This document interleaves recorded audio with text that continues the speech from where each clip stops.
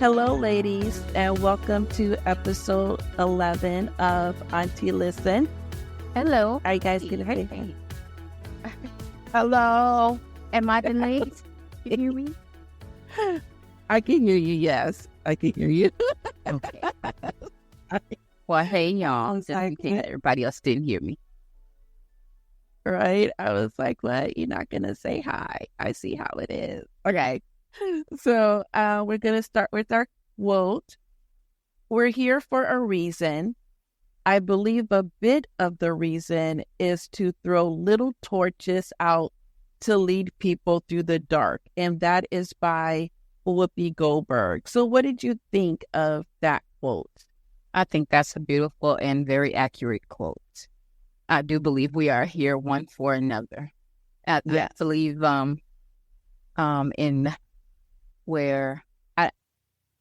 think in the Bible, and I'm paraphrasing, it says something about God worketh through man, and that may be exactly what it says. But I do believe that we are gods in the flesh. And I know it's not a popular belief in this particular religion that most people in the United States, but I do believe that we are his hands. Yeah. I liked it because it kind of reminded me of the other quote where it says, we are not, how's it go? We are not humans having a spiritual experience. We are spiritual beings having a human experience, something like that. Yeah, it kind of reminded me of that one. Okay. Announcement. So please follow, like, subscribe, and comment on YouTube at Auntie Listen, Instagram at Auntie Listen, X at Auntie Listen, and for early access, you can go to Patreon at Auntie Listen.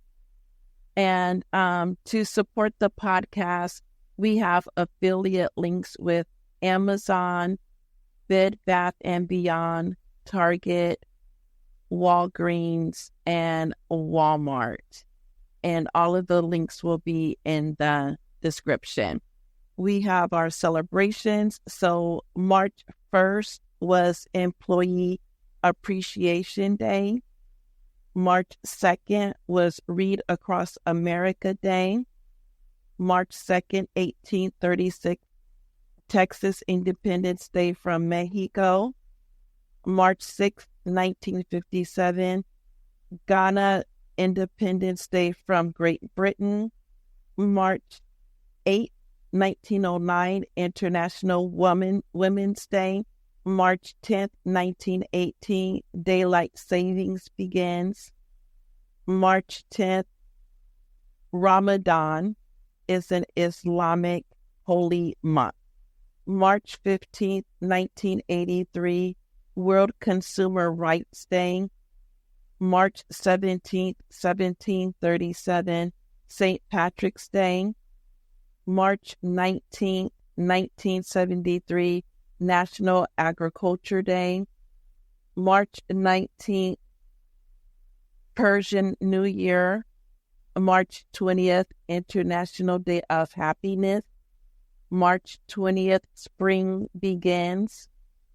March 21st, 1960, International Day for the Elimination of Racial Discrimination. March 23rd, Purim, Jewish holiday that commemorates being saved from extermination in Persia. March 24th, Palm Sunday. March 25th, 1821, Greece Independence Day from Ottoman rule, Istanbul. March 25th, International Day of Remembrance of the Victims of Slavery and the Transatlantic Slave Trade.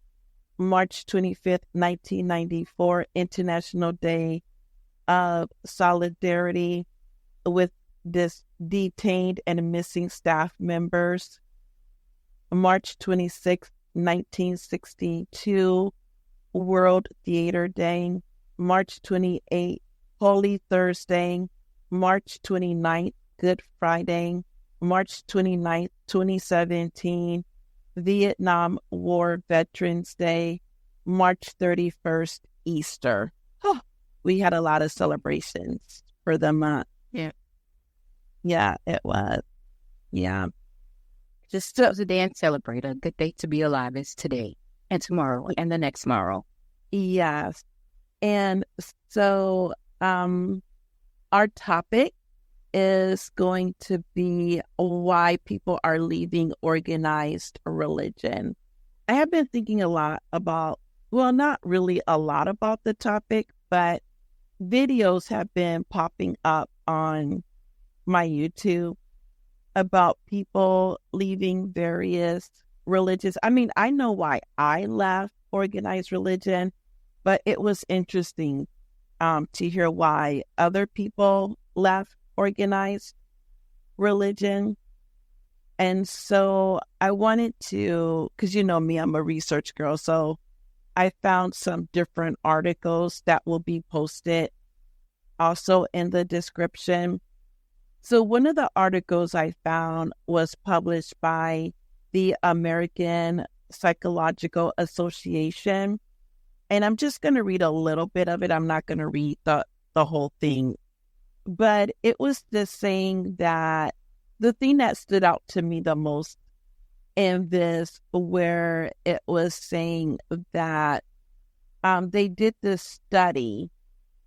It was a pilot study. And about half of the sample, 51.8%, reported leaving for intellectual reasons or because they outgrew their faith. Roughly a fifth of the sample, 21.9%, reported religious trauma, such as the hypocrisy and of the sexual abuse scandals in the Catholic Church. Others, 14.9%, reported leaving religion because of personal adversity, such as the inability to make sense of the tragic death of a child or social reasons. 11.4%, including a religious communities being unwelcoming. And you guys can go and read the full article. I just read just like a little snippet of it. But what do you think about that? I have a story for each one of those in my personal life, but each one of those is not why I left. And I want to say that I kind of embraced the different organized religions as opposed to just leaving the one that I was raised under, which would be Christian and more specific, Jehovah's Witness, right? Right. So I left because of the very first thing that you said is I outgrew what I was taught because we were taught to study. Like if anybody's ever gotten a visit by a Jehovah's Witnesses, anybody just can't start knocking on doors because they're a Jehovah's Witness. Like they made us study. Even as little kids, we had to know a little something in order to go out and do that and speak, which makes all sense in the world to me. My partner is always saying, no investigation, no, what do you say? No investigation, no right to speak, right? So, which makes sense, right? You don't want to misrepresent. But in the Bible, I had all these questions. And I would be told that I was trying to start trouble or being a know-it-all or, being disingenuous or whatever. But they were real questions that came to my heart and my mind. Like I wanted to know, why is this or why isn't that and stuff like that. And it used to bother me because I used to question myself according to what they were saying. Mm-hmm. And these were adults that really now it's like, y'all just didn't know the answers. Right. All the kids you don't know, and you'll get back to them, not make them feel bad, right? But I just rested on the verse that said to study, to get understanding, not lean on your own understanding, but to get some understanding. Right. And it only made sense to me Like when you do research, you don't just look into one book or just their stuff, which is what we were told to do. You have to look outside of what you think so that you can compare notes and really get a broader picture. That's the intelligent way to do research and know what you know, right? Right. So that's how I outgrew that particular, I will say, Christendom as a whole, pretty much, because what I was learning, and especially what I learned of other people who didn't call themselves Christians. Some didn't call themselves anything at all. Some call themselves Muslims. Some call themselves Buddhists. Some call themselves all these different people around the world, right? Mm-hmm. And even groups in antiquity that just were being as a community. There were parts of each one that I loved, that I appreciated, that I actually saw being exemplified in the Bible, but they weren't calling themselves what the people I was raised under was calling myself. So in that way, I outgrew it because it's bigger than what I was raised under. And I won't say under because it felt oppressive to try and make me and others stay in a box with how you relate to spirit. Right. So that was my thing, the very first one. But I can relate to all the other ones as well. Okay. Auntie Michelle? Hello. Can you hear me? Okay. Yes. Yes. I never fit in Christianity. It was always something else called it. And where I grew, I tried other things. It's good in there, but the whole organization overall is just like being in school. It's clicked up. It is clicked up, and I always notice like people in different organizations, they don't refer to God. They don't. It's not on the God base. They done took God out of it, and they make the pastors, brothers, people, whomever over their God. It don't. You cannot question them. You cannot anything towards them. They can't do no wrong, and that's it's just like in school. Whoever is the most coolest kid, oh, you can't say nothing, and they will click up and go against you. So yeah, I never got down with that part of it, as well as it don't teach you accountability. Now, some of the ones that Auntie Janisha named, I can say too. Buddhism. I'm a fan of Buddhism. But then I just came to the point of my life saying I don't want to be a part. I just want to be spiritual, meaning I can interact with whomever without judgment, and but a lot they don't make people take accountability. But so with the point out without pointing in, and it's not about self love. It's not it don't it don't really structure around love part. So going within and healing, the healing part have been taken out of it. A lot of those religions was based on well, they just came out and actually admitted to them taking a lot of chapters out of the Bible and writing them, and it was a few of the religions did it just so they can have control over people. So yeah, I'm not a fan of it. I don't discredit anybody who do it, but yeah, that's just not my lane. I'm more spiritual, and if I need to speak to God, I know how to speak to God. I don't need someone taking a bit to God for it. So yeah, it just be too much going down in those buildings, and I don't know. At one point in time, the judgmental attitudes that the superior, just a lot. Yeah, I'm not there. Right. Auntie Marva. That anymore. Oh, sorry. I thought you were done. Sorry. Auntie Marva. I'm sorry, guys. I am late. I believe the question that was imposed was our understanding of Christianity or how to feel about it. No, we're talking about why people are leaving organized religion. Okay, so now I understand the answers. All right, okay, so yeah. So then I much side with Janisha and Tamira. The organized religions, they feel a lot like cult. As we were growing up, y'all know we grew up as Jehovah's Witnesses, so it was it was slightly different from the other organized religions. But something that I noticed was all of the training. They train you how to do certain things. It's almost like a forced thing, to the point to where even some of my friends, after we got older, they was like, yeah, I really want to speak in tongues. I just did it because that's what they wanted us to do, and I wanted to leave me alone, so I just faked it. Things along that nature. And I'm not saying that everybody is faking it. It's just, those were just some things that were said to me. One, two, I never felt led to do that, and I wanted to feel it. Like there were times when I was going through my ventures of studying and practicing and learning and trying to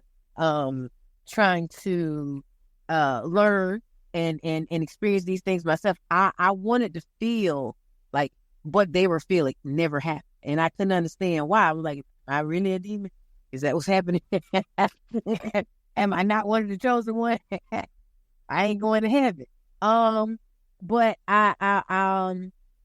it wasn't meant for me to feel whatever they were feeling. That was not for me, because, God has a relationship with all of us individually, and it's not the same. That leads me to say, I have come to appreciate the relationship that I have with God, because I know mine is different. I was talking with a friend the other day, and I asked him, I said, how do God communicate to you? Like, how does he communicate to you? And he said something that a lot of people have said. And he was like, I hear his voice. I can hear it plain as day, like he's talking to me. And I admired that. And I looked him in the eye and I said, I've never heard that a day in my life. God has never spoken to me like that. It would be cool. Yeah. So I've never had that. I've never had that experience. I don't know what that is. And I told him, yeah, God speaks to me through dreams. It has always been through dreams. And all of my 44 years has always come. I've always seen the visions or heard him talk to me, say things to me, but it was in dreams, in parables. And they are all of those dreams and visions manifested. Like I could either see them play out exactly what I dreamed, or the meaning of the dream, the understanding was revealed to me later on, but it was never like that. When we were Jehovah's Witnesses, it was said that that's not true. You can't do that. You can't feel that. You can't do this. That's not how it goes. Or even being Protestant. Well, that's not what we do. That always confused me, because we know, we all have our own. We're all different. So how can you tell me what I'm feeling? How can I tell you, well, this is what you need to do, and that works for you. That works for you. So they would train these little kids, and they train these children to do these things, and it just becomes repetition versus being like a real onset of awakening. Like God actually just connected with them on their own. And I always had that. I never forgot about that. That never, left me. But I want to say, that was probably some of the reasons why the younger generation are speaking out, and they're saying, not even just the younger generation, but, people in general, like, I'm tired. A lot of times they didn't say anything in the past because they say you're not supposed to question, like Auntie Michelle said, you don't question this, you don't question that. But the fear of that, because it used to be, oh, that's disobedience. It's not disobedience. It's okay to question things that you don't understand. So I think that fear of questioning things that you don't understand is no longer there. So people are questioning and digging deeper and wanting to know more, or want a deeper connection with God. And that's probably, I feel like that's the biggest reason why people are separating themselves from those different organizations and deciding to move forward on their own. But I do agree with not just relying on your own understanding, but also doing the research and connecting with like-minded, as Auntie Janisha said, and digging and hoping that you're formulating and coming at a more profound answer than just your own understanding. Because some of us are stupid. Let's just keep it a whole buck. Yeah. But I do apologize to everyone for being late. It was raining cats and dogs, and we was putting our stuff in the car. So running to the car when I said, okay, I'm going to jump on, it took a little bit longer than I thought. Oh, okay. That's why I got in, wiping all of the car and everything down. Cause yeah, it was raining, good rain. But okay, yeah, go ahead. Okay. So for me, the reason why I left organized religion is because I found that it was more like do as I say and not as I do.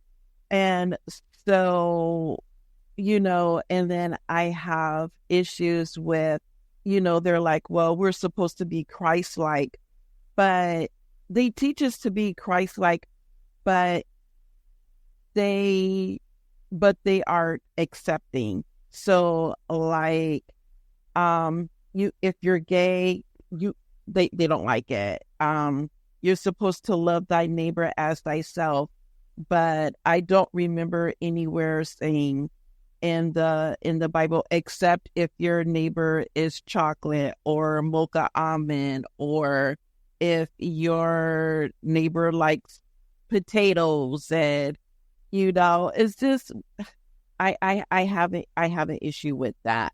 And I always question them. I'm always like, well, you keep saying that God is our Father, but if your child comes to you and say, I don't like women or I don't like men, I love my partner is, the same sex as me, but you're going to disown that child and you're going to kick that child out. That doesn't seem like that's not a God that I want to follow. That's not a heavenly Father that I want to be associated with. If we're supposed to be Christ-like and look at God as our Father, then shouldn't that love be unconditional? And so they could never answer that question for me in a way that it made sense. And so it really just turned me off to organized religion.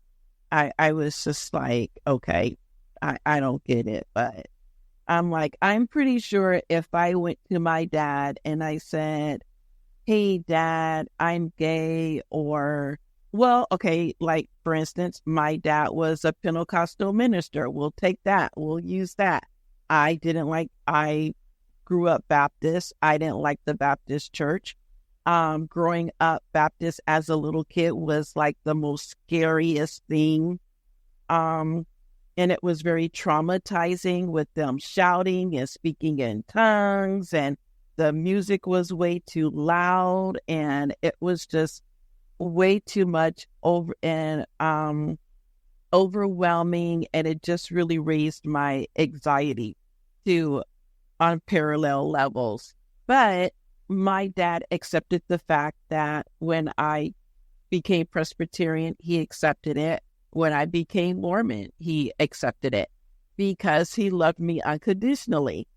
So even though we didn't share the same religion, we shared common goals. But he didn't say, oh, well, because you're Presbyterian or because you're Mormon, I'm going to disown you. I don't want anything else to do with you. You can't come back to the house or come back in my life until you become Pentecostal. So to me, that's unconditional love. That is what a father should do. But I could be wrong. So then I came across this article about Gen Z. They were saying that the Gen Z leaves organized religion after a year because of the church's stance on LGBTQ rights. So what do you guys think about the Gen Z taking a stance and leaving the church due to that? Auntie Janisha, do you want to go first? I did not hear the question. I apologize. I was trying to organize with my co-driver. Oh, okay. I said, what do you think about Gen Z leaving organized religion because of their stance on LGBTQ rights? Oh, okay. So I think that their particular generation has gotten an education about inclusion that some of us did not. So they're being a lot more tolerant, I believe.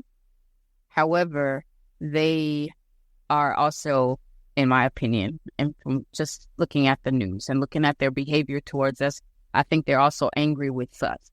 They see that we don't have it together. They see that we've not paved the way for them, have not built for them, and any of those things. Like their world, I really feel bad for them. And although they don't know the other side of it because they've not lived what we've lived, they feel it, right? And Right. especially with some of us, the way we talk about the good old days, or we talk about how, just how it used to be and all this stuff, but we've not created those spaces for them, you know. So as far as leaving the stuff, I think a lot of it has to do with just what we have attached ourselves to. Theirs is out of rebellion. Like, no, that stuff is not working for you. It did not make you a better person. You guys are, I know I sound like I'm bitten, but I'm bitten on behalf of what I've heard young people say. Right. That we just are very hypocritical in a lot of ways. We talk about being better people and stuff like that, but we've just really not created that world for them. So, in my opinion or my observation of why they're changing gears is because why would they latch on to something that people who have not, quote unquote, had their back is trying to encourage them towards? That's my summation of what's happening, why there's a shift. Okay. Auntie Michelle, you're muted. Oh, there you go. You're unmuted now. Hello? Yeah, you're unmuted. I was able to unmute. I unmuted it. I don't know. It was unmuted. I don't know. But yeah, I totally agree with what Auntie Janisha said. It is beyond that. I see a lot of time the elders of these organizations, they will not pass the baton to them. So why would they want to be a part? Can't do it all. And they will leave the older people in there talking about their generation. And I just do this myself of actually understanding when I'm dealing with certain people of my family, I'm dealing with another generation and I am another generation. And the way we think, the way we react and deal with life, trauma, different things like that is totally different. It's on totally different ground. And so in these organizations, they're not equipped with everything to deal with this new generation of kids. They're still trying to force their own ways onto them. They're not even trying to open the doors, like how they always say, oh, well, they're setting their ways. Well, you should not be the one teaching them. You should be teaching people what you connect with. If you're not willing to open space for them on their level, and they won't do that. They're in competition with the younger ones. They refuse to actually listen to the young. They refuse to build that type of, and I'm not saying it's across the board because it may be some people out there what do this, but it's not likely that they will pass that baton. They will not try to start grooming the ones under them to take those spots. They want to hold on to those seats as the head leader. And so those kids walk out. Those kids don't have nothing to really, have an interest in. And again, we have got it wrong numerous of times. And they are watching that, like Auntie Janisha said. They are watching us right now, a lot of us, what is the healing, trauma, this, that, and another. And why would they want us to be leaders to them? So that's my intake on it. Auntie Marva? I have something to say, but I'm going to the gate. 2 seconds. And I don't want to get in trouble. However, I agree with Auntie Jenny said and Auntie Tamara. I understand them wanting to be lead because they feel they're not accepted. But are the older generations wrong who don't agree with their choice in living in life now because they feel how they feel, what they believe is what they believe, right? So, and I'm not saying that they're wrong for believing what they believe. It's okay for them to believe what they believe because that's what you believe. We have that freedom to be able to do that. But is it the older generation okay to believe in what they believe and me more? And I kind of agree with them just a little bit, the older generation, because I feel like there is an agenda being pushed, and it puts a halt or stop in our procreation with pushing the LGBT community. I can't help but feel that now. Do the LGBT generation use it for control? Yes, they do. We know they do. But the deep underlying understanding behind it as to why it was, why can we argue with that? Under that, No, they believe what they believe, and you're right. And you know, something that Auntie Janisha said was, you know, we didn't pave the way for them, but it's hard for us to pave the way for them when it wasn't paid for us. I mean, we should do better, and we should learn differently, but we're just on this hamster wheel. I have to disagree with that part of it, because although the way was not paved for us, there are certain giants whose shoulders we do stand on. And there's also the factor that if you see something not working, don't do that. So a way was actually paved because there's a what not to do, right? Right. And yes, we are, I will say in my generation, and I'm 51, many of my classmates, like, so we were, I'll say we were kind of spoiled, right? Coming up through the end of the 70s, 80s, whatever. And then we had our children. We were, okay, so there's a lot of dynamics here. So in my generation, we had what some people don't even talk about anymore. Nobody, I really don't even hear it. Crack baby. Yeah. Right? Yeah. That was a whole big old thing that nobody talks about anymore. And also this AIDS, whether you believe it was a thing or not, epidemic, right? We had those things. But prior to that, there was civil rights and all of that. You had the movement. We didn't have movement. We had ailment for my generation. Right. So now when we had our children, those are the ones that they're getting all of this, I'm going to call it indoctrination, which is what Auntie Marvel was speaking on. But there's more than just that. There was more television, vision, LIE. There was just more, all of this stuff that we have to try and balance, right? And those things are a greater influence. Okay, so what I hear my parents and grandparents speaking of is the good old days. That's why early when I was speaking, I said good old days, and I said how it used to be, because we have more of the how it used to be. They actually speak about a good old day, and those are the ones that I'm talking about. That some of them paved the way. Because if you really study, like, let's say Dr. King or whatever, most people were not on board with that. Those numbers are actually small considering the population. Yeah, right? That's true. Okay. Yeah. So that we do have the shoulders of giants to stand on. But however, the masters did not pave a way for us. They actually fought against it, and then now they reap the benefits, to which we reap some benefits, right?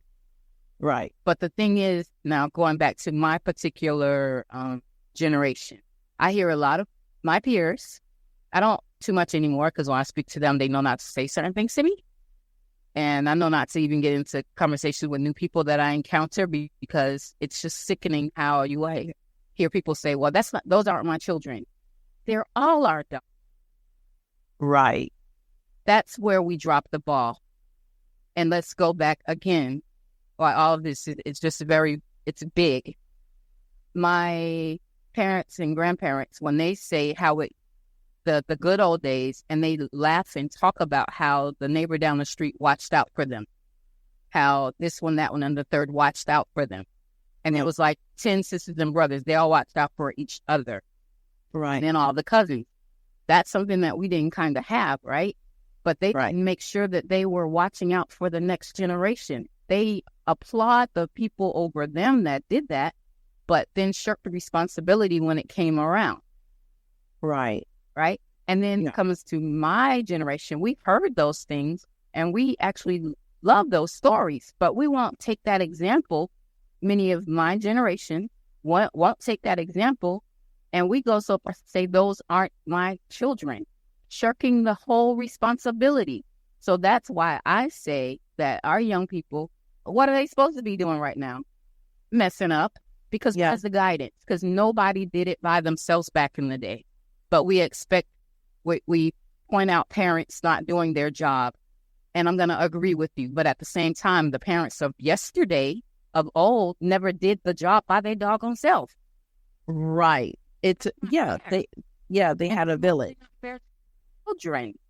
So when they're getting the indoctrination from wherever they're getting it from, that we may or may not agree with, how do we expect them to have any other, how do we expect there to be any other outcome than what we are getting?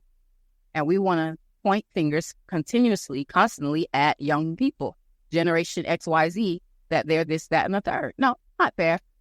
No, you're right. It isn't fair to them. So my thing wasn't, I heard your question loud and clear, but that's why I did say it's bigger than that. For me, it's not just LB, and I don't promote that at all. But I'm not going to down anybody's whatever it is for life choices. Yeah, there, because it's so much bigger than that. And if we gave our young people something else, something more, I've gotten crucified. I was on another forum for saying this, but I don't think that many of them would even experiment with that. That's just the biggest thing going. Everybody likes the popular thing. Right. Some people may be naturally that, but others are, it's acceptable to go and experiment with it. That's just the fact. Right. So, we're not giving them anything else. I wanted to add on to what Janisha was saying. We can't blame it on those that, well, in my opinion, should not be blaming it just on the people that came before us, because it's our responsibility now. Never mind what your neighbor is or is not doing. What are you doing? What are you doing? Right. That's how I need to look at it. Exactly. I'm sorry, Auntie Michelle. Go ahead, Auntie Michelle. When we first started in the first category, that's basically what we were saying, is how they click up and they choose and pick who they want. And they click, just like high school, middle school, that, and it's bullying. It's a lot of bullying going on just because they're not going into this stream, but it's a lot of bullying because you hear all the time. Hey, I remember years ago where it was there. But that's accountability. Like, who's speaking up? Nobody wants to speak up. It was a pastor kicked a woman out of church because she spoke. Like, and everybody just sat there. Like, we're not going to speak up for other people no more. It's a lot of bullying going there. And so these young kids are like, no, they're my friends. That's my cousin. That's my woo. They're doing what we're supposed to be doing. Right. And so Auntie Janisha is absolutely correct. They are showing us. In a sense, they are. And it's a lot of them are very disrespectful now. But we got to think about it. You know, I say that. My God, these kids are so disrespectful, but they don't have no leadership. And their leadership, they grab onto whatever fit, just like a young boy or a young girl was looking for family and attention. That's the ones the gangs want. That's the ones what they can recruit really fast. And so when they don't have nowhere else to go, because they want to be set in their ways, and everybody, oh, this is how it's been done, and this, step out and you want to mislead people. These kids don't make no mistake. They watching their family, their grandmothers give all this money to the church, and everybody's coming up in the church, but their grandparents and their mothers and their fathers is stuck at jobs, and they don't open up any businesses around the community for them to work at. They don't have anything for these kids to do because everybody wants what they want. They're not, open up the barbershops no more. They're not open up the grocery stores, the corner stores. They have to go outside of your church, to go to other people for, for their need. And so that if they got to do that, they're going to also go outside those churches to find leadership, and their leadership is out and anything else. And another point, I think Johnny Seals talk about it. They like to say that, years ago, we all stood as one, and no, they didn't. And it's always them loud ones, all of us, in the eyes of people. And we're seeing it right. The most right are the most all of our community. One person speak up, I feel like that. And then it's that with the internet now, then they'll start treating people certain type of way because they think we all think like that. And it's not correct. It's just that person's opinion. Just like I got an opinion and everybody on this platform have an opinion. But it's always the loudest ones. And it's a lot of people who did some real inner things before us to, turn us away from different things what probably would have helped us and we could have benefited. Right. So I have another question. Do you think should politics be in the church or should it be separate? Auntie Jackson. So I think speaking on what we were just speaking on, and as well as your first question, like all of this definitely ties in together. It is one issue. The church used to stand for something else.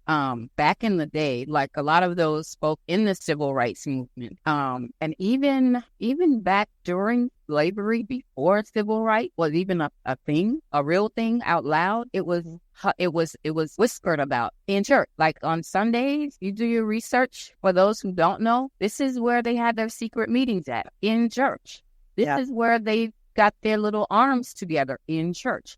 This is where they first started feeding people, because actually the word says that. But the Bible, it says to do that.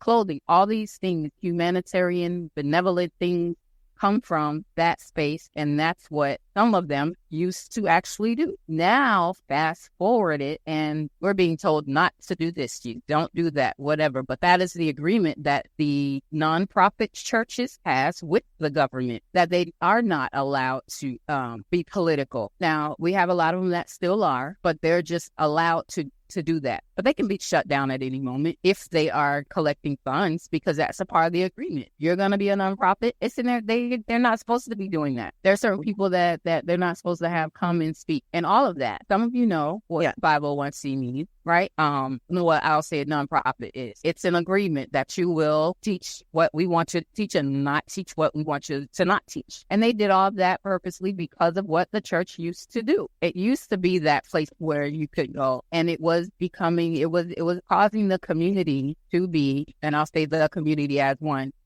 just speaking of African people, to have some power, empowerment. And so all of that was crushed when they started taking government money. Because, when somebody's paying your bills, you already know, right? And then that's the agreement that these leaders have with them. And that's why people get upset when they see, during election time, we're about to see it, a whole bunch of big pastors meeting with the elite. And then you turn around and every 4 years get nothing. We see that these churches have gotten nothing. They get bigger, but those things are pretty. I mean, the buildings get bigger. They might get more people, but those people are not being served. No. And pastors are getting greased on both sides. Yeah. They're getting the government funds, and they're also getting your grandma and them money every week, which is why I think, too, we don't see a lot of brothers in there, because the men, they're not for the mental is not the same as with women. Right. They don't see themselves constantly given to some other man. That's biologically not even, I get it, right? Right. But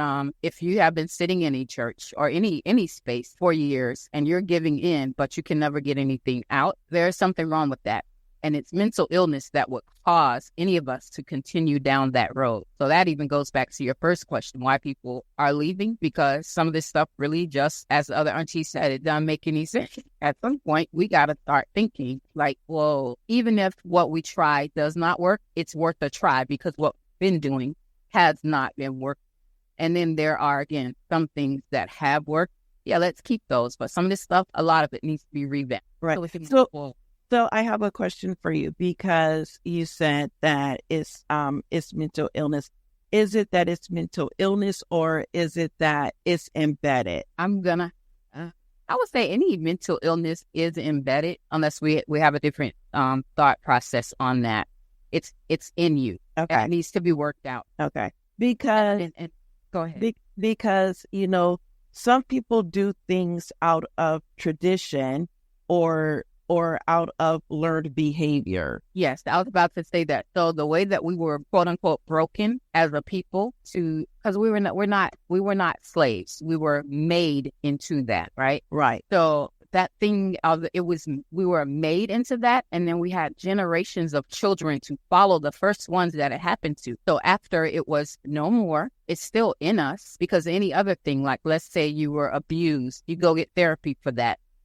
Soldiers coming back for war, we call that PTSD, and now they're broadening it to look at other things. But I always extend that to our community as well. It is PTSD because every single symptom that they apply to people who have been to war, those things, you see that, especially in inner cities, every single thing, all the trauma, the abuse, the violence, the confinement, all of the stuff, it happens. There's no way you can separate it. All PTSD, right? Nobody, right. If you survive it, it's just like some of our soldiers that's coming back. They're not getting help and they're having children. Again, talk about these, our crack babies from the 80s. Nobody talks about them anymore. Right. That's my generation. Again, I'm 51. I'm a grandmother. So these us have had children and they've had children. And many have not gotten help for that. So again, right. What are we expected to look like right now? And those of us who say that we have sense, it's not for us to shirk our responsibility because the first thing that you said, that quote that you said at the beginning, we are placed here one for another. It is our responsibility to do what we can do. It's not for you can't do what you can't do, but you can do what you can do. That's just that. Right. Auntie Michelle? I mean, yeah, if we're going to keep giving them and only the black, and that was our safe haven. That's no longer. So, I look at the politicians and the pastors the same category. So, yeah, they should be together. They done sold their community side, and the other people was never for the community. So, yeah, that's my answer. That's on right on up. They need to be together. And about our way until the community come together and do it together, it's going to be right there. So let them bills, or everybody else billing bills and wealth off the community. And you have it. Auntie Marva?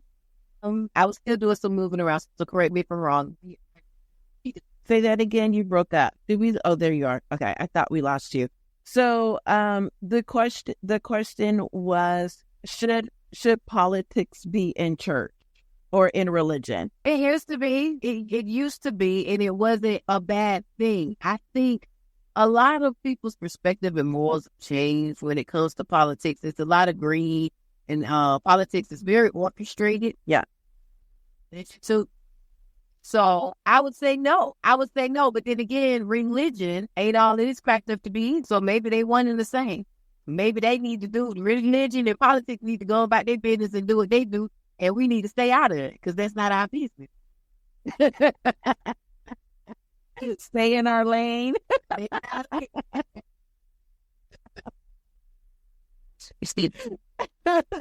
I want a beautiful relationship with the good Lord. I ain't got nothing to do with religion or politics. But hey, right. Right. Well, on that note, because if I remember correctly, all of us on this panel have moved towards more spirituality versus religion. I know Auntie Michelle for sure. Does the same hold true for you, Auntie Janisha and Auntie Marva? Yeah. Okay. spiritual than I am. Yeah, I don't. Okay. Is it anybody's church?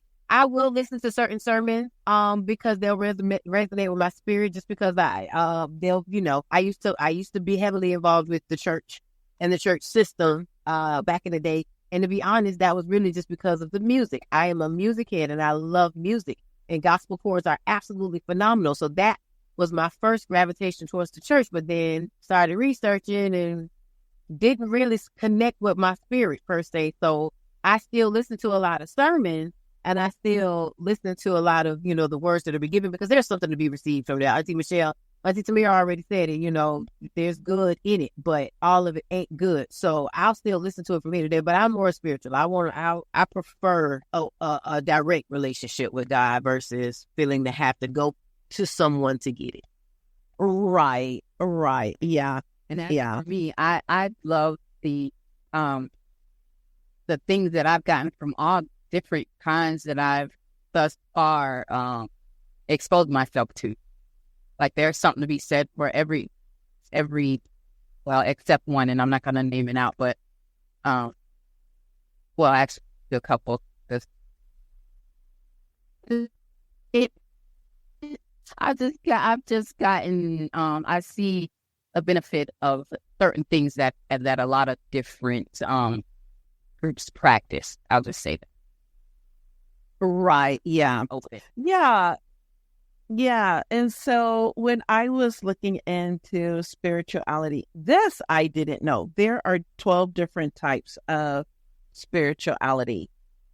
There's mystical, authoritarian, intellectual, service, social, ways of spiritual practices. There's the path of knowledge, devotion, meditation, energy, and there's running, yoga, chanting, lucid dreaming, breathing exercises, affirmations, nature, and some people travel to spiritual places. So mine is I lean more towards the affirmations and the meditation. Oh, and the energy of self-healing. Which ones do you guys resonate with, Auntie Janisha? That's what I was just saying. All of those.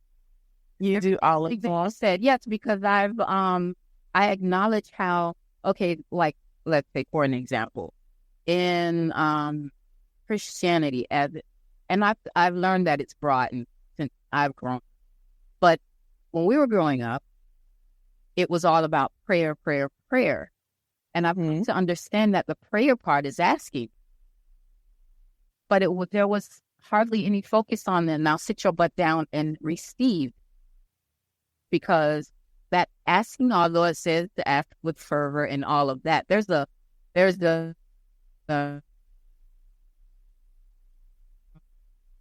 when you're begging that you don't really believe you're going to get the thing, right? So that's right. It's counting your faith, right? That's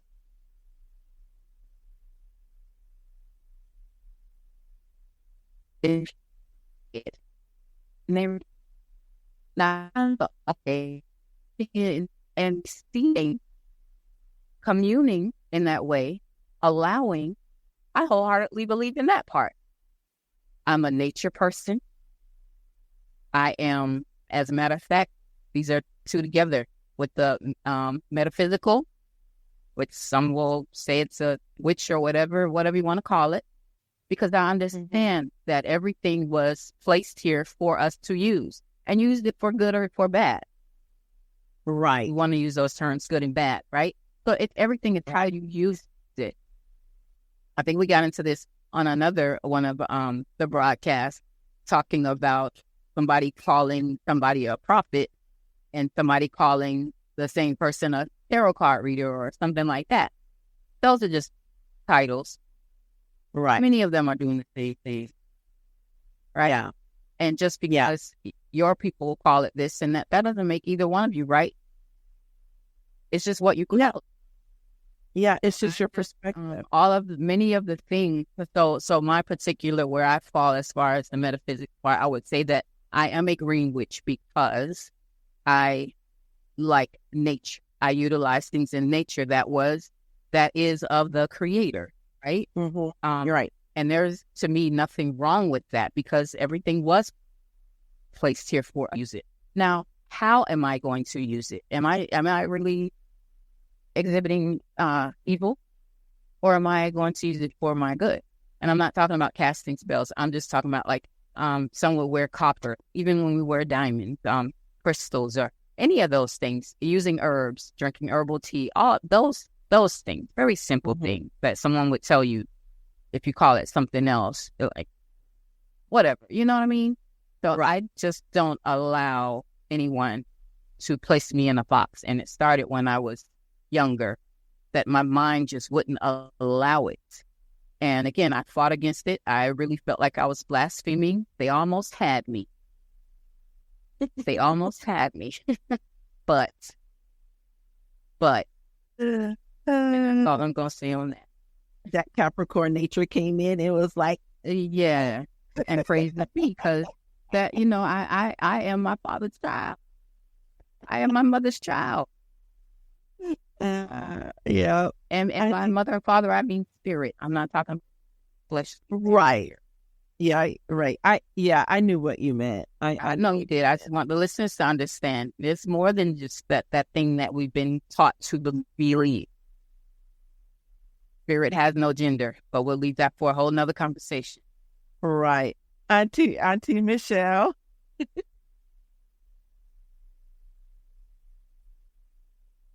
Yeah,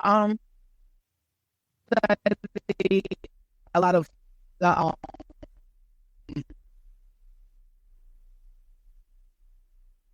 I journal back,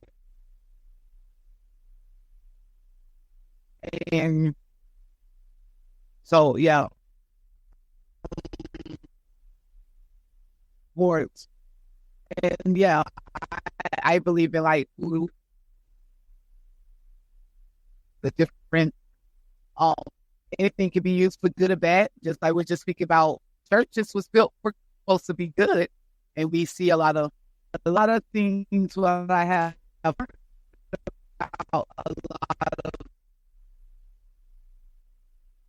Christianity or religion. You can find a lot of stuff that you could study in the spiritual, African spiritual, before a religion was even based. They're doing it right inside of religion. So there you have it. Yeah, I fit all 12 categories. I didn't know it's a category because when you on a journey, you're gonna actually, you will open yourself to actually be introduced to all of them. Where you, how far you are in spirituality. And so you get introduced to them, and those things actually do work. I do breathing exercises stronger than I do my meditations. I'm still hermetic, but I be driving a lot, and I breathe exercise, baby. Yeah, it keeps you out of jail. It's a beautiful high. It's better than I smoke weed. I ain't gonna even lie. It's a beautiful high. So yeah. Oh,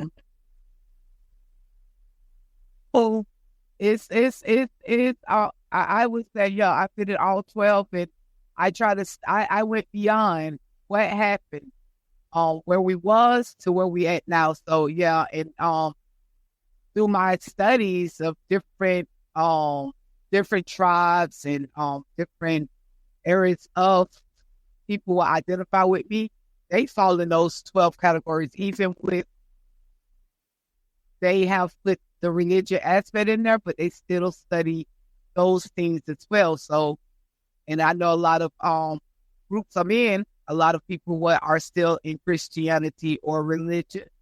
they study up under those bases too. So they have incorporated the two for them. Right. Auntie Marva? Well, I didn't know that there was that many. I knew there were more those spirituality, but I didn't know that was many. Could you read them off again? Because that was a lot of them I'm very much aware of, but I didn't know there were 12. Sure. So we have meditation, prayer, energy healing, running, yoga, chanting, lucid dreaming, breathing exercises, reading spiritual books, affirmations, nature, and traveling to spiritual places. I didn't know that most of those were separated. I thought I was under the impression that some of those were put together and they were. I know, me too. So that's eye opening for me. I need to go back and do some more research because I need to know now. It makes me question, the powers of them individually. You know what I mean? Yeah. So when I do operate in them, I'm focusing on those individual tasks that I'm looking to complete, as well as a combination of them. Because I didn't know that. But so thank y'all for putting me on game. Oh, you're welcome. I know that the one I'm having a problem with though is running. I just don't see me doing it. Oh, so checking with the I think about it from from when we were young. I remember I used to like running. And I know what it feels like for those endorphins to be released. It does take some time to build up to it and get there, but when you get right. Running and walking, my opinion of it is, Janisha, you do another part of it. Like if you just do a power walk, that would be in the same of that. If you're exercising yoga or anything in a fast pace, because that's what the breathing exercises do for you. If you sit down and keep breathing, yeah. I think too, with there being 12. Well, let me speak on the running. What Marva said, because she reminded me of something that I did back whenever y'all know we had a store, me and my ex. So I used to at one point walk 4.7 miles, I think it was, every day, and this was round trip. I would leave our house / store and walk over to the beach and back. So that's like 4.7 miles. And I did that every single day. And it was so hard in the beginning. But at one point, like I got used to it. And of course, it cuts down your time. Your stride gets better, all of this stuff. But one day, I was not even a quarter of the way gone. And someone just said, take off running. And I did. And it felt so good. That was the endorphin. Yeah, that was that. Yeah, you just reminded me of that, and it only lasted a little while. I didn't do it like I might have did it for maybe a week or two, something like that. It wasn't that long at all that I kept it inside of my regimen. But yeah, I do remember how it felt. But it does take something to build to that. Yeah, I was gonna say too, with there being 12. I wonder if, because like even with the meditation part, I guess there's subcategories in all of it. Yeah, I've not gotten to the place where I can sit and meditate. I'm still working on that, but I do what is called active meditation, which is a thing, right? Mm-hmm. I can perform a task so mechanically, and I just lose myself in that. At Full things. Go ahead. At Full Sail, we call that the zone. Yep, and it feels great. And I be gone. Even it's the meditation. Yeah, we call it active meditation. It is. Now, as far as I just thought of something else that I do since I've been back driving on the truck. When my co-driver is driving and I don't have my glasses on and I'm sitting and my eyesight is like horrible. At night, when all I can see is light.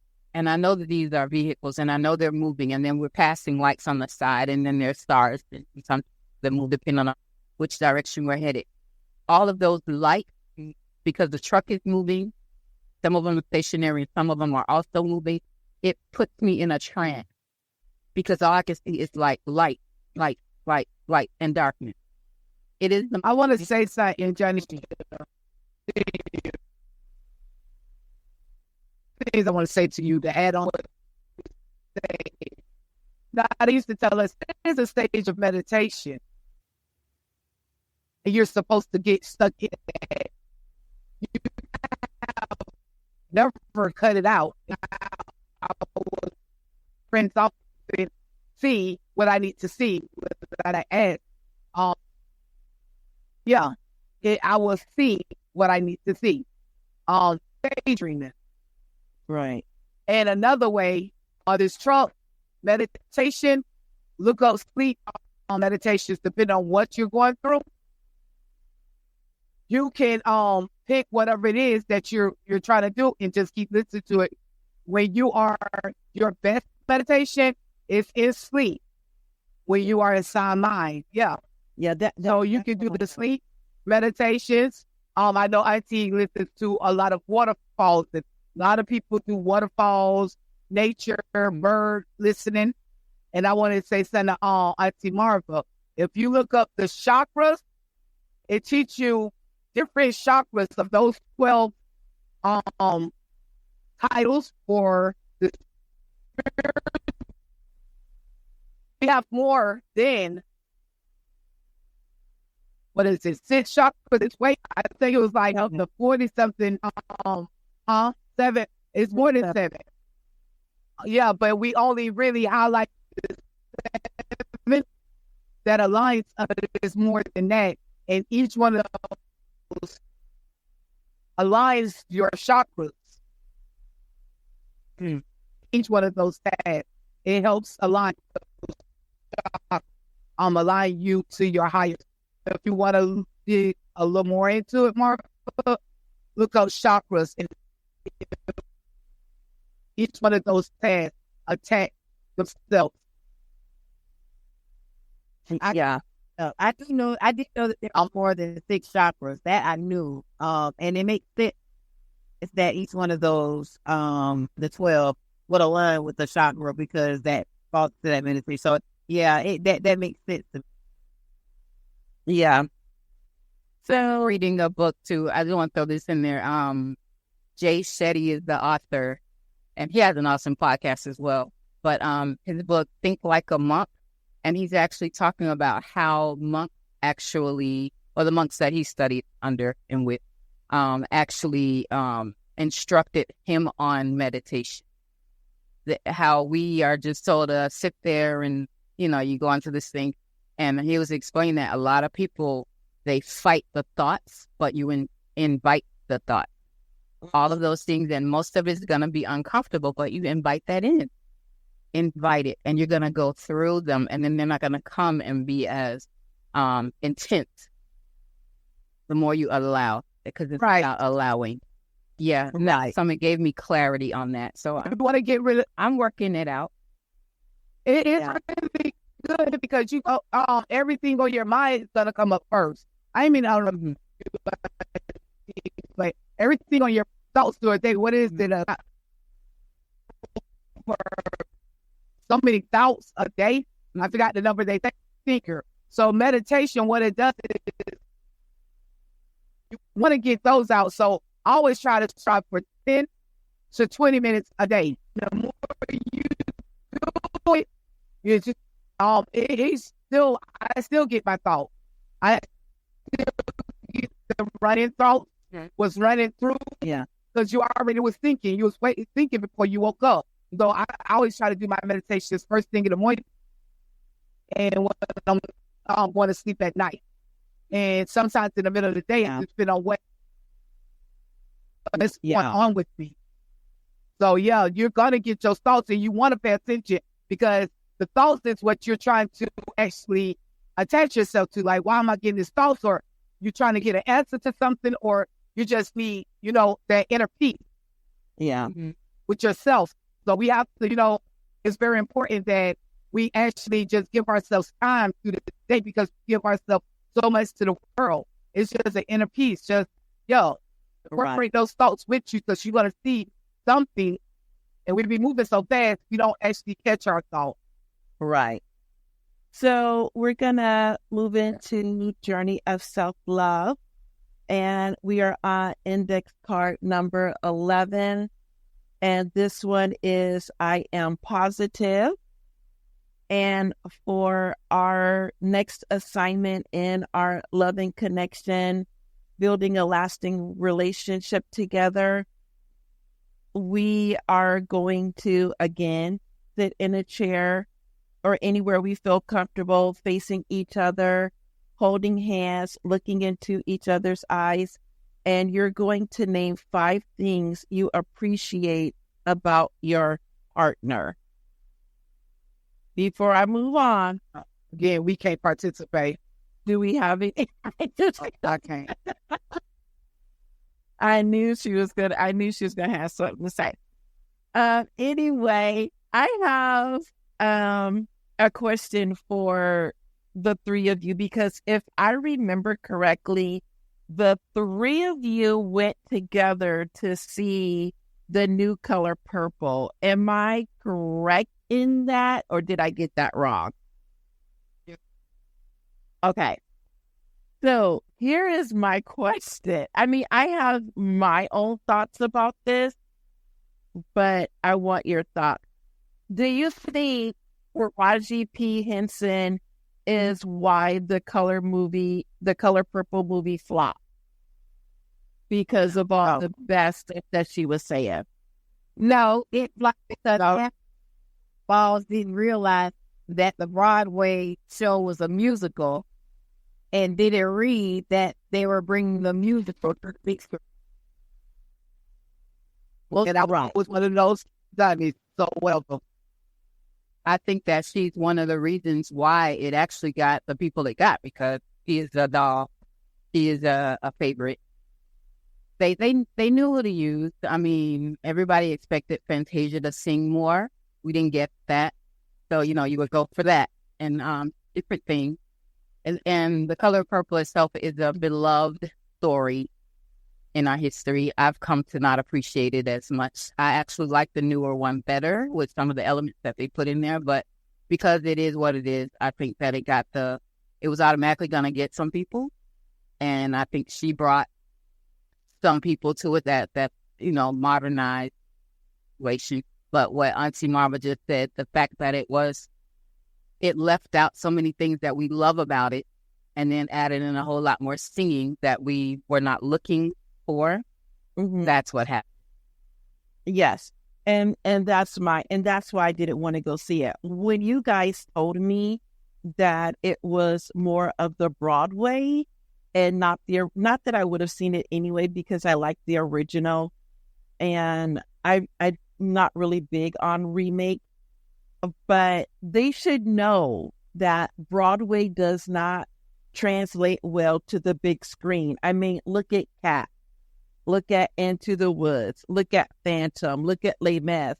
Learn from your mistakes. Leave Broadway on Broadway and stop trying. Now, if they would have just filmed the stage version and put that in a movie, that would have worked better than them trying to rewrite do a whole script. I honestly think they were trying to duplicate what happened with the wig with Color Purple, because it was horrible too, though. Yeah, but that everybody know I love the Wiz. I was so upset with them. The young lady did excellent, but that was horrible. I'm sorry. See, go ahead. Yeah, we didn't mean to interrupt you. Go ahead. I'll put myself in a timeout.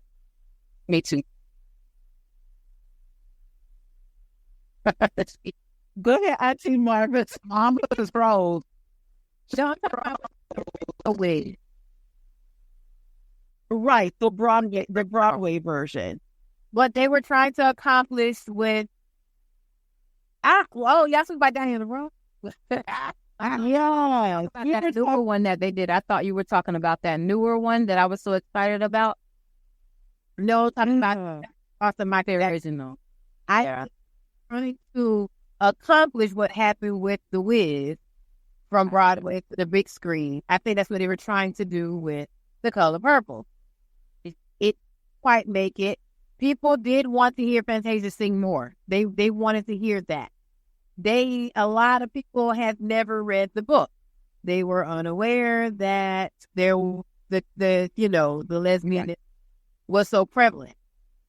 That's not the movie maker's fault. It's in the book. Yeah. The book is 1,000 years old. Right. They said that it was the Broadway show to the big screen. That's not the movie maker's fault that people don't know what that means. That's not their fault. Right. That is, I think that's the biggest thing that played to it, because they were expecting to see a first of their so-called lines and things that was said, like, time ago. There was little stuff like that they were hoping to relive, but with a little twist and a little plot. I hate both of them. Let's keep it a buck.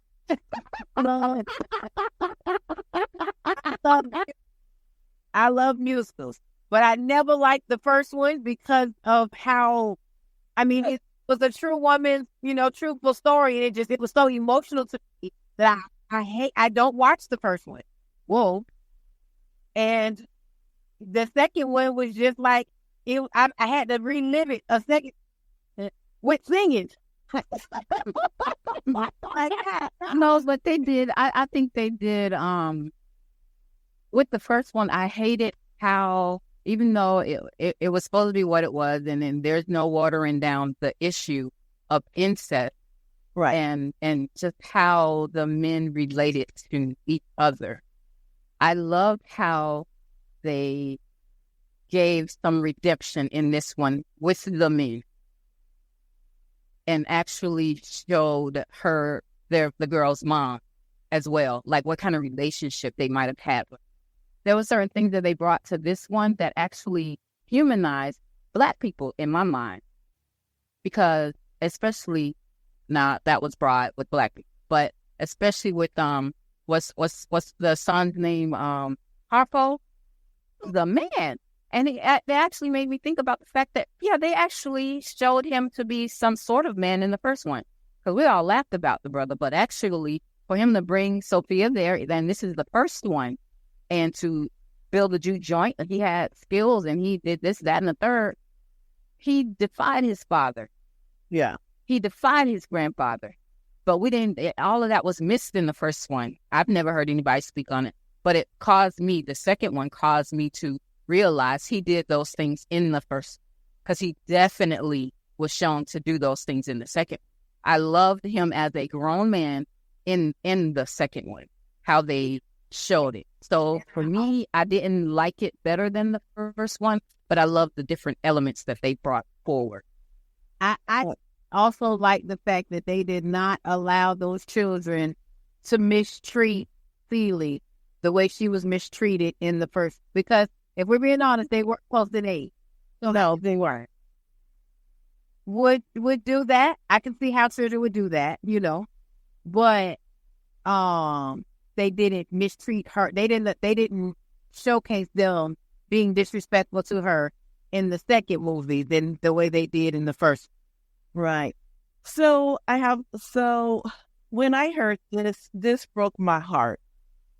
So Taraji was in an interview, and it really broke my heart, because she was saying that because of the struggle that she has to beg for what she's worth, that she wants to leave a craft that she loves.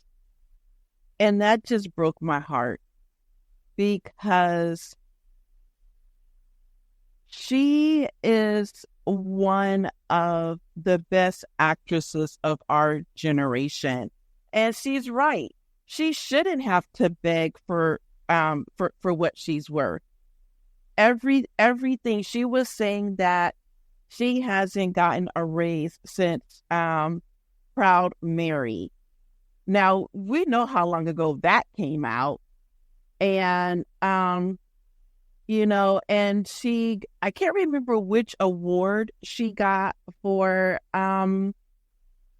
the Benjamin movie, but again, she had to pay. She had to beg to get what she's worth. You know, But this is the thing, Auntie. she was saying, no, and she was saying that what people don't understand is by the time you pay all your people, you don't have as much as people that is not in the business think that you have. Go ahead, Auntie Michelle. I would like to touch on that. And my thing is, we don't stick together enough. This is not, Taraj is not, and it is very sad. And my heart goes to her and her son because I love Taraj. I really love her. And she have already showed up and showed out to earn what she's worth. And the statue where we was years ago, where he paid more than the back. And we are told we are not fair. But when Auntie Monique spoke up a while ago about Oprah, other people at the they went to saying, "Oh, she's just to work with." It was a lot of people, like us, people on the outside was not even in the entertainment industry. But again, Auntie, the Black people that knew they was getting paid unfairly should have stood with her. This is when you boycott against that. And then again, my thing is, when you are sitting up here like the other day, not to get off topic, but it's still with the same people that Taraj just dealt with. Think about that one subject on a show that I watched. She actually brought the tape out of her and Tyler Perry's conversation where he said she was done wrong, where he admitted that they did her wrong. And the thing about it, in the comments that you see all these people ripping Monique, oh, just let it go, let it go. If she lets it go, guess what happens to your kids, your grandkids, your great-grandkids who want to come into this industry? She can't let it go. It's not her complaining. That's not us complaining. That's called movement. And that's what I spoke about. We have open doors. And it may not open the door for you. I did. But it will open doors when your generation come behind you. Right. And so when you're telling her to stop complaining, guess what happens? When we will we talk about did it, you know, they do broadcast the Black situations harder.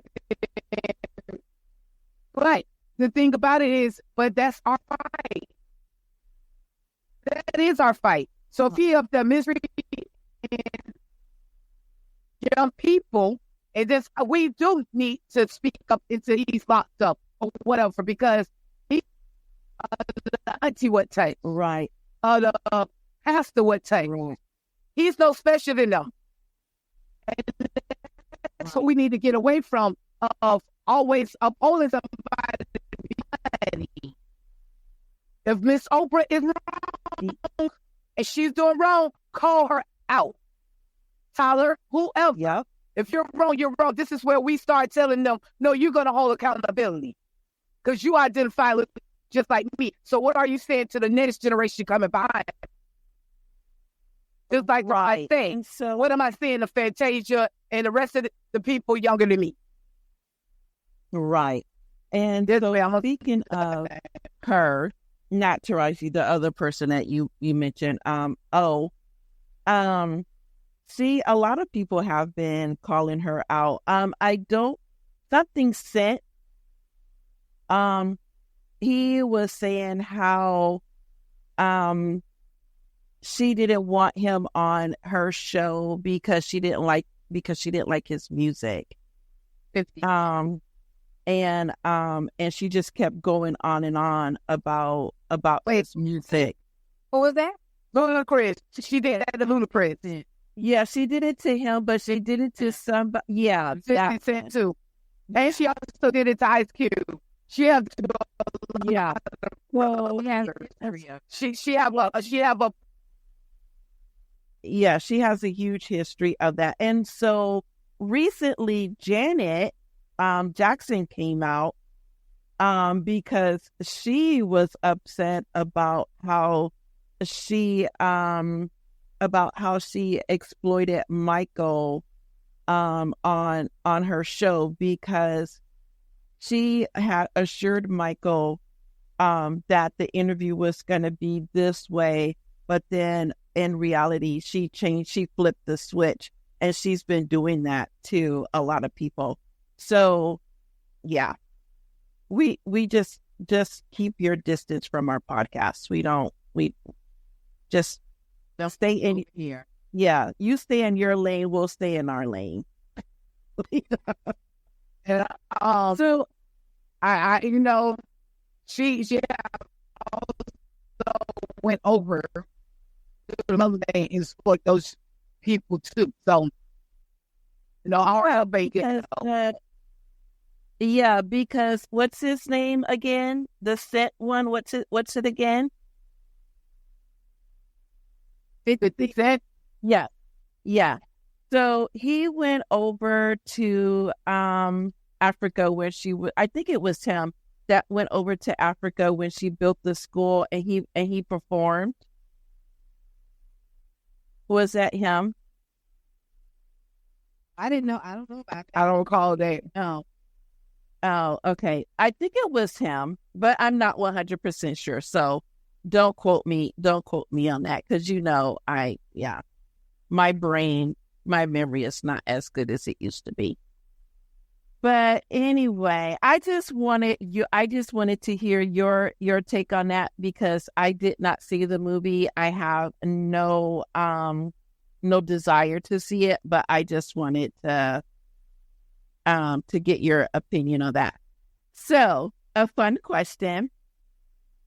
What is something besides your mobile you take with you everywhere? My chapstick, and it's a specific brand. It's by Coco. I'm gonna let y'all. Wait, that's like an endorsement. I ain't gonna let y'all see it. It's in a yellow tube stick. Oh, she's not gonna endorse it. Okay. Auntie Michelle, what do you take with you everywhere besides your mobile? My crystals, my sage, now crystal sage, and don't judge me, y'all. But these are things I do here with me all the time. To protect action, I keep a lot of protection on me. My cards, of course, my keys, and my identity. But I think I grabbed my little set of my little protection before I might want to grab really for those before I leave it. Yeah. I was laughing because I was the one that gave you the crystals, and the fact that you take them everywhere. To me, take my you get with you. Auntie Janisha. My number one, ever since I was 7, is my glasses. My skill set. My what? Your seasonings. Oh, yeah. I do carry seasonings in my purse because people have a habit of just being bland and boring with their cuisine. I also carry cheese. Yes, good cheese, Sargento. Not endorsing them, but that's just what it is. Yes, I carry cheese on a purse. And then I also carry something to write on, a journal, sometimes a little flip pad or whatever. And it always has a calendar attached. I have to have that.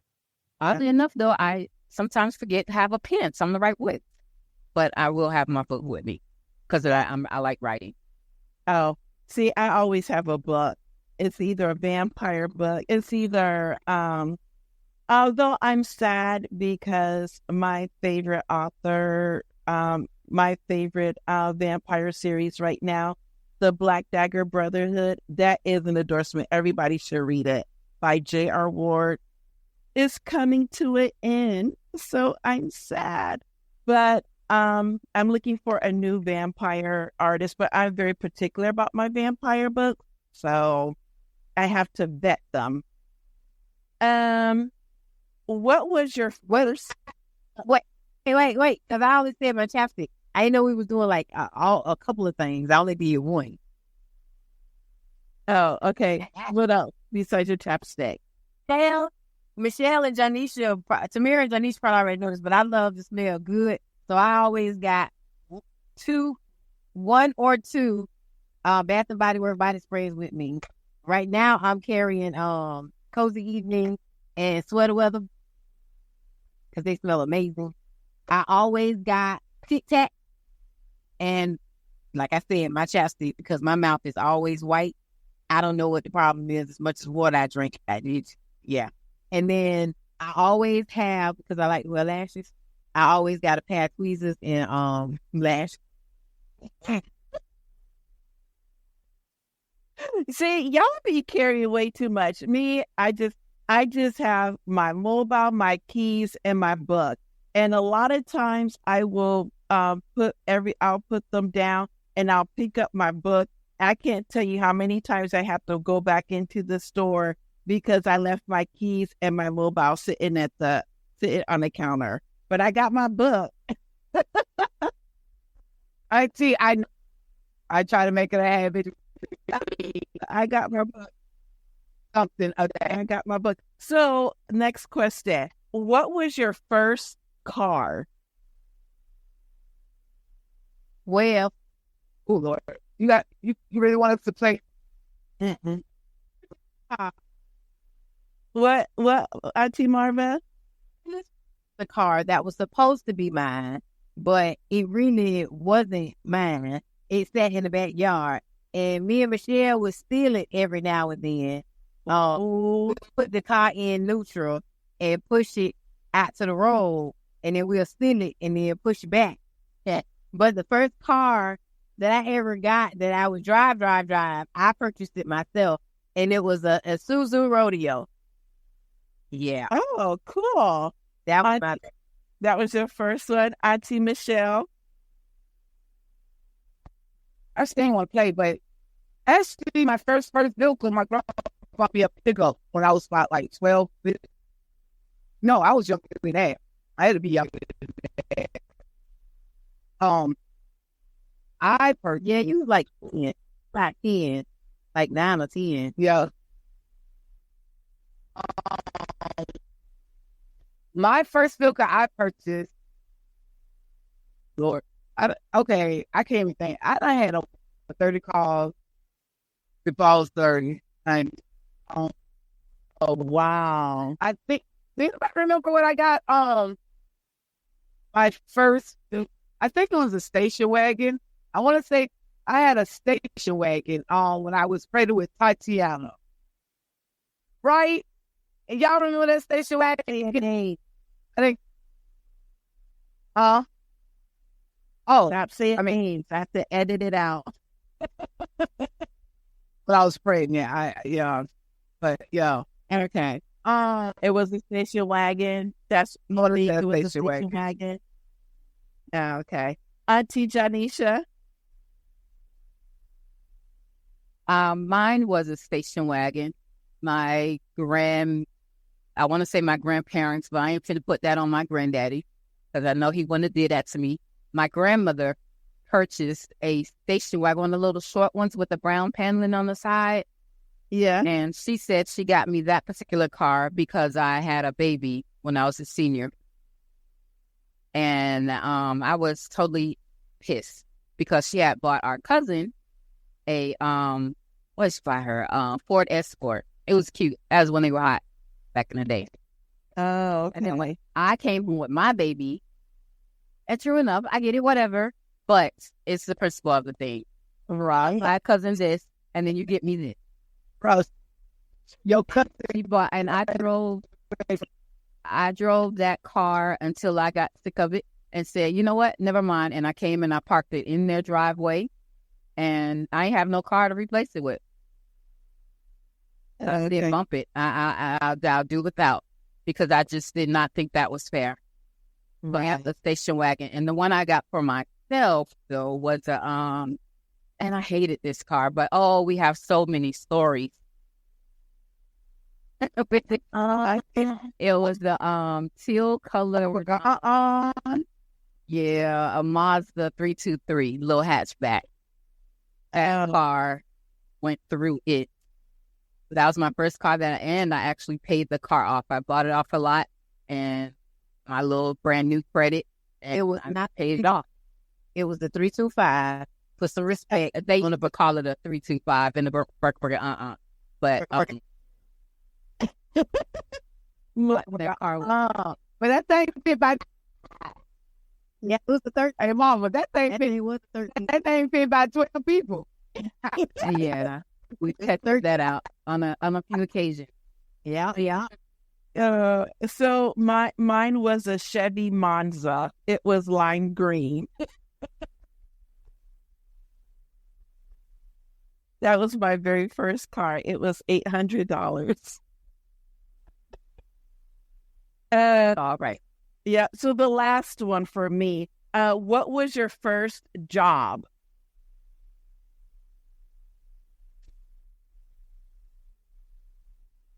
Okay.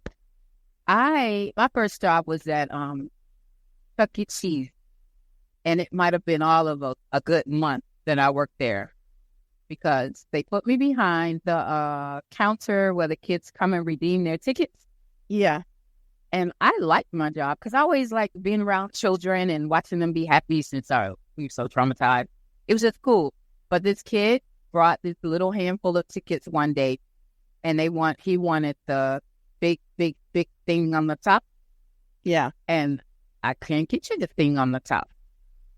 So he threw the tickets at me and went and told, and the parent and the manager come with the kid in tow, and the manager standing there screaming at me because I stole the kid's tickets. That was his story. I'm like, dude, I work. What are you talking about? He wanted that, but they just all interrogating me. And I quit. Bunk that. We can't do this. No. That was very disrespectful. Yeah. Auntie Marva, what was your first job?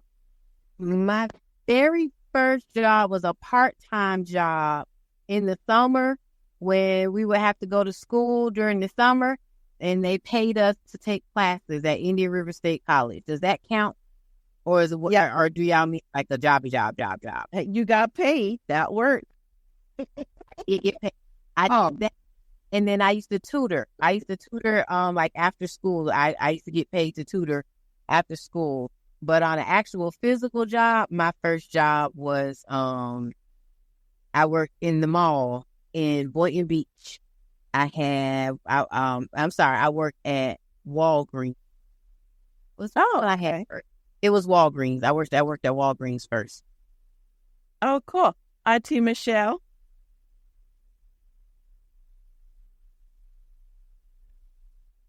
Here we go. Auntie.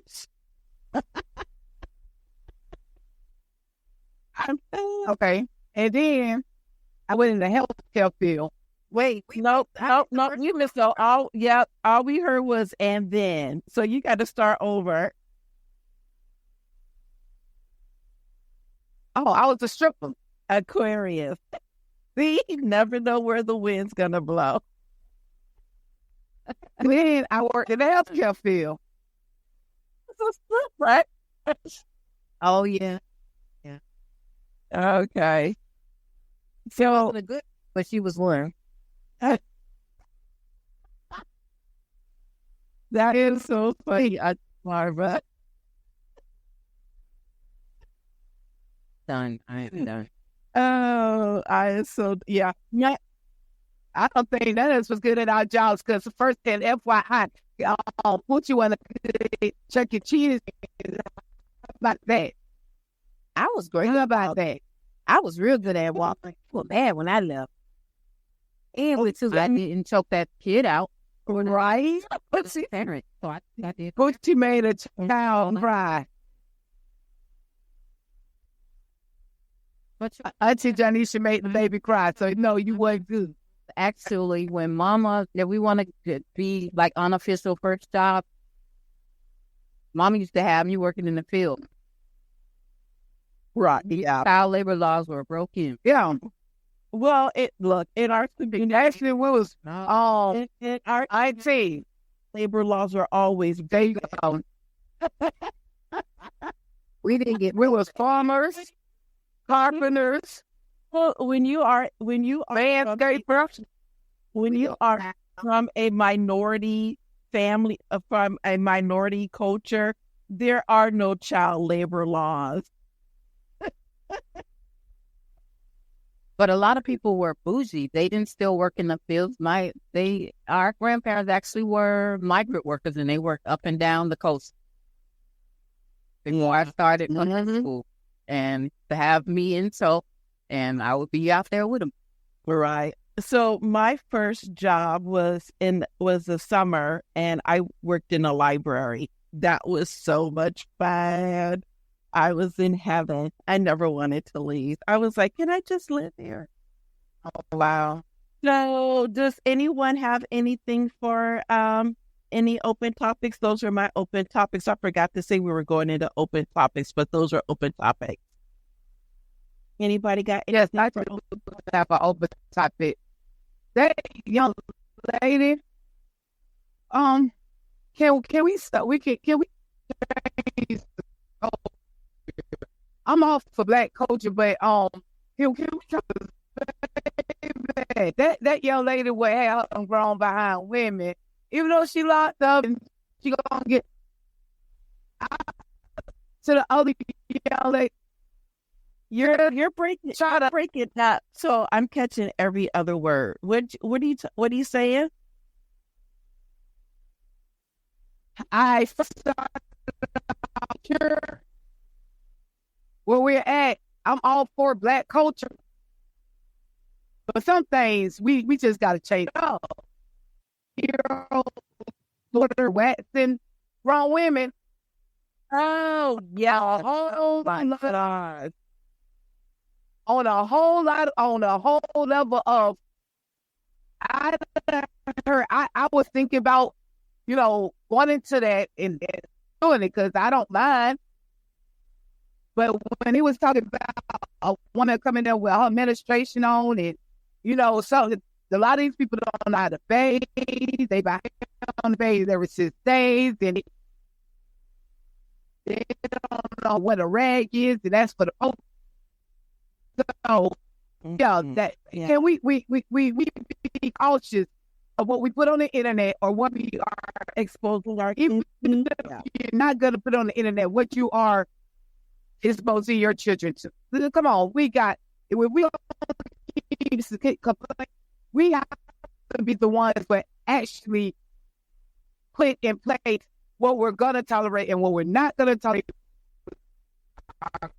Culture, and I just wanted to say that. Okay. Yeah. I was like, wow. When I just wanted to slap her and just ask her what the hell she thought she was doing.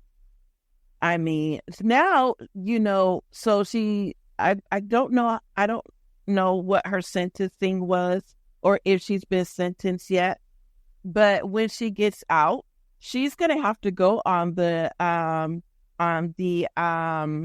what is that? registration, The sex registration. yeah, the sex offender registration. I'm just like, And they can take any baby what she have after that. She opened a lot of doors for us, though. and I was gonna say, she's not gonna get her child back, and if she have another kid, they just need to she just needs to be sterilized. No, she need parenting class. I'm not gonna go to that stream because it's no parent. I am. That's how pissed I was. No, I am. That's how But the pissed thing, I mean, I was sent too, but I totally, I want to disagree because we talked about this. But she need parenting class. So, you know, Auntie Janisha came to me a while ago and was like, we need to do this. So, information we done gathered to give back to me. And I think, yeah, that was not, why was nobody around you? And it wasn't 24 grown women. I did not have walked in there and said, no, little child. No. So, those 24 women what came in there as clients as well. Oh, yeah. She could not have done it without the participation of the parent in the client. What are we talking? Right. And I want to know what kind of sick individual women is going to agree to this. They are, well, they all need, I'm not one Is for that going to be uncomfortable? I'm not one for violence, but I was like, they all need to be shot. But, and I'm not one for violence, but that's just. I mean, she was teaching her child how to do nails. If it was anything like I see people, like, I don't even get mad when I see people actually teaching their kids how to drive semis at young age. Because if you have the space or whatever, this can operate just like a car, and just teaching them the basics and everything, that's okay. Your child, they're teaching their kids how to cook, and I'm just like for it all, but certain things, no, I'm not, and that was one of them. Like, it was a lot of people in the comments like, oh, you just teach your child to be an entrepreneur. Yeah, well, teach her how to keep the book. Actually, the baby could have did anything. She could have been the one who would take the calls and set the date. It's a lot of things. Or she could have been the one who would come in there and sterilize the place before the other clients come in. For that job. Right. And when she got up older, you can teach her this job. There were a billion other things she could have done. With the stuff that we're going to expose our children to. When I was studying massage, I learned that there are groups of people, cultures of people whose children, young boys, they teach them to massage their mother's pregnant bellies. And the idea is because they will be married one day and they will need to know how to care for their pregnant wife. That's a pregnant belly, right? Right. That's not the rest of the body, right, or those intimate, private parts of the body. Like, right, Nature Boy, we ain't even going to talk about that character, that porn situation going on. Yeah, but like you said, we need some intervention, and we should not really be on a lot of this stuff waiting for the law to do it. Unlawfully is what I'm talking about. We need to handle some of this stuff because it makes all of us look bad. And those children, I was recently reminded of something that I told my partner here when he was talking about some other folks' children. I said, yeah, but your children are going to interact with those children. Right. Matter of fact, and then our children have to find a wife or a husband out of all of these children that we're deciding is not our responsibility and not our business. Who are your kids going to bring home? Talking about they're going to marry one day. We have to. That's right. Mm-hmm. And if it's unlawful, we're going to have to get to that point. As a community, we got to police ourselves. Yep. Police are doing it one way, but that's not helping us internally. We got to start fixing some of these things ourselves. Yeah. Because although, no, we haven't had the mental assistant, the healthcare, mental health care, there are things that we know to do for self. And we got to get to the business of doing it. Yeah. We can't keep letting people terrorize us from the outside and the inside. And I'm talking about taking care of the outside and the inside. Right. Yeah. Well, unfortunately, ladies, that's all we have time for today. It's always so sad when the time comes to an end. But I want to thank everyone for tuning in and to continue to listen and support. And we appreciate and love all of you. Namaste. We'll see you all next month. Love and light. Be good. Love, y'all. Peace and love. Good. Be safe. We'll see y'all on the next go around.